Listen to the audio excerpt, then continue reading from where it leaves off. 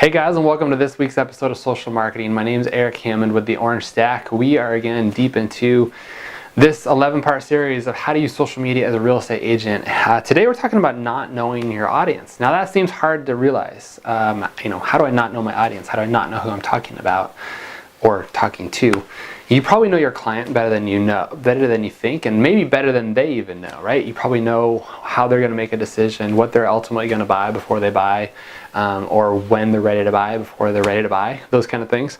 But there's a couple questions here that I want to ask you guys today about your audience, and we've talked these previous weeks about social media and where your clients are hanging out. More people are on Facebook than ever before. They're using Instagram, Twitter, they're watching a lot of YouTube content, things like that.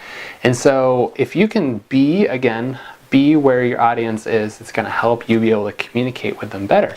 That's what we talked about last week, was really being in their sphere and being able to communicate and give them things that they want to know and learn about, and helping them realize what it is that they may not know yet, or maybe what sets you apart as a real estate agent.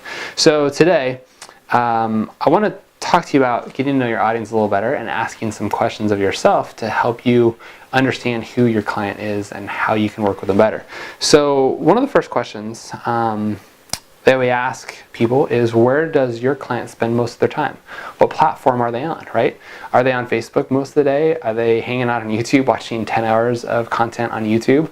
Are they on LinkedIn connecting with people, right? Where are they? What are they doing? What are they engaging with? Maybe your audience is at home reading the mail, right? No. maybe they're checking their postcards. Maybe they're reading magazines. Maybe that's a possibility. But there's a good chance they're spending a lot of their time on their phone. Next question is, what content are they interested in, are they not interested in? So are they reading about national events? Are they reading about fiction or nonfiction? Do they like going to the movies? Do they like eating out at restaurants? What are they interested in their life? What are their hobbies and their passions? What problems, this is the next question, what problems can you solve? And what is the best way to communicate your solution to your prospects through social media? So, a lot of people want to know when the market's going to crash. That's probably their biggest question, is when is it time for me to sell? When can I get out right before the market goes down and I lose all my money? So obviously talking about the market and helping them understand where we are on that shift. If you haven't read that book, Shift by Gary Keller, that's a really good book. But really understanding, where we are in the market and helping your audience know that you understand that market, so that when it comes time to sell, they're going to trust you and they're going to know that now makes sense. So what other problems can you solve, right? How do I stage my home and get more money for it? Or how do I put my house on the market and only have it be for a week instead of 3 months like the last agent did? So how are you going to separate yourself in that way? Next question, how can you build your perceived value in the eyes so that they look towards you for answers? I think that comes down to really providing a lot of content over and over and over. You got a lot of information in this head of yours that you may not share with your clients. But by you getting in front of a camera or the voice of social media and being able to share your content over and over and over, people are going to realize how much you know. Or maybe they're going to realize how much you don't know. But whatever that is, you've got to set yourself apart and be that voice of answers and information, so that when people have questions about the real estate market, they're going to come to you, and they're not going to go to your competitor and ask him for advice. They're going to know that you're the guy or you're the girl that needs to be talked to, and find out, what do I do about this? Or how do I avoid that? Or what do I do in this situation? You got to be that person. So how do we fix this? Well, there's a whole bunch of more questions I have for you, and these are going to be great to help you kind of identify who your target client is, right? So think of the people that you work with. You either probably work with millennials, or you work with Generation X or Z, whatever the demographic is that you're working with. You probably have a preferred client that you work with 80% of the time, right? There's a big majority of people that you work with that fit this demographic. And you need to look at them and saying, how can I work with them and understand them and get a message in front of them? Obviously, you're going to have a few outliers and people that are great. Maybe your average sales price is right along the medium, and every once in a while you sell an above market priced home, and that's great. And maybe that's the direction that you want to go, but that's not your general source of business. So you need to think about who my 80% business is. What do I mostly focus my time on? Who do I mostly speak with? Who are the clients that I work with a lot? So these are the questions that you need to sit down and really just probably spend 30 minutes and kind of clearly identify who this person is.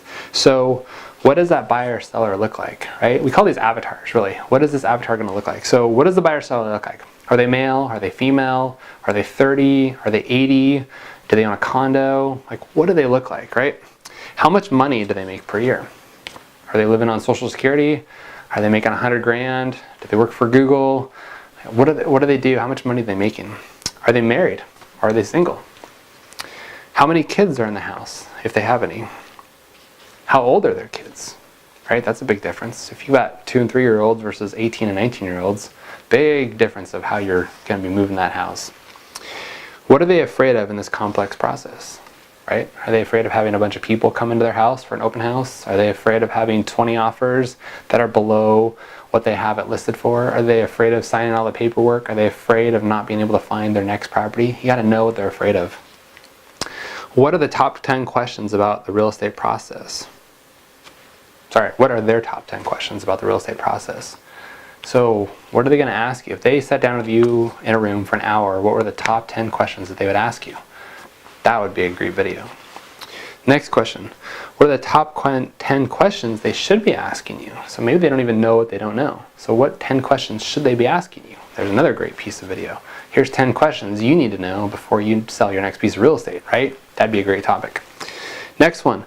What social media networks do they hang out on? Again, are they on Facebook? Are they watching YouTube? Are they on Snapchat? Maybe they're on something else that we haven't even talked about, right? Maybe there's a new platform that came out last week that's so big that they're on that. Don't even know, right? So you got to know where they're hanging out. It's probably going to be Facebook and Instagram, most likely. That's where the 30 to 70 year olds are hanging out. That's probably who your client is right now. What kind of content do they seem to like or comment on the most? So what are they engaging with? You know, are they watching cat videos? Are they watching how-to videos on YouTube? Are they watching things that are going on around town? What's getting them to actually engage with that content and think about how you can produce content in that fashion? Maybe you're not making cat videos, but you get the idea, right? You want to make something that they're going to be engaged with, whether it's a 3-minute video or an hour-long episode. Is it short little pieces of content? Is it written? Is it a podcast? What's going to get them engaged and get them excited to comment on what you have to share? So those are, roughly 10 or so questions that are really going to help you identify the persona of who you're working with. What's that avatar look like? And then that's who your client is, right? You have to ask yourself all these questions. That's who I need to tailor my message to. I'm not going to go through them again, but just understanding, how they're going to take this information and read it and digest it and comprehend it. And obviously you're going to, again, have a few outliers, people that do different things than you normally do. And that's great because they'll probably be excited to learn from you too. And maybe if you kind of start spreading out, maybe if your main target is video because that's who your client wants to learn from, the person who does video, but every once in a while you turn a video into a blog or you record a podcast. Now you can start picking up other pieces of, or other audience members as well. But that's really my goal this week, is to help you guys understand who your audience is. What are they interested in? How can you get this content in front of them? And how can you speak to them in a way that they want to listen to? So thanks for following along. You got to check out the next video. It's coming next week. Get excited for it. My name's Eric Hammond. I'm with the Orange Stack. Thanks for following along. We'll see you on the next one.